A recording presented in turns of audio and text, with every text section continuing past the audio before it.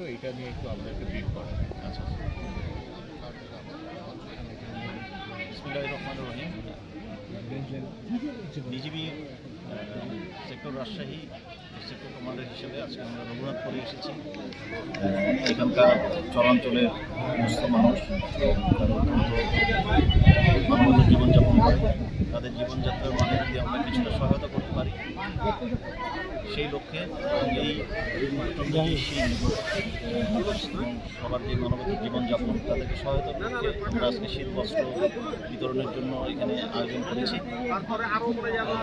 বিজিবির সকল ক্ষেত্রেই এবং সকল পক্ষ থেকেই এই প্রচেষ্টা জারি রয়েছে যাতে আমরা সীমান্ত রক্ষার পাশাপাশি সীমান্তে বসবাসকারী যে সকল দুস্থ মানুষ রয়েছেন, গরিব মানুষরা রয়েছেন, তাদেরকে আমরা যেভাবে পারি সেভাবে যেন সহায়তা করতে পারি। তো আজকের আমাদের এই শীত বস্ত্র বিতরণটা সেটারই একটি অংশ।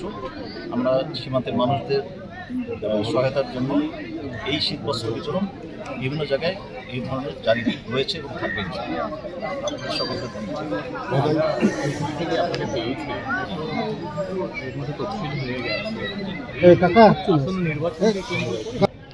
নিরাপত্তা দায়িত্ব পালন করবো এবং ডিউটি দেবো।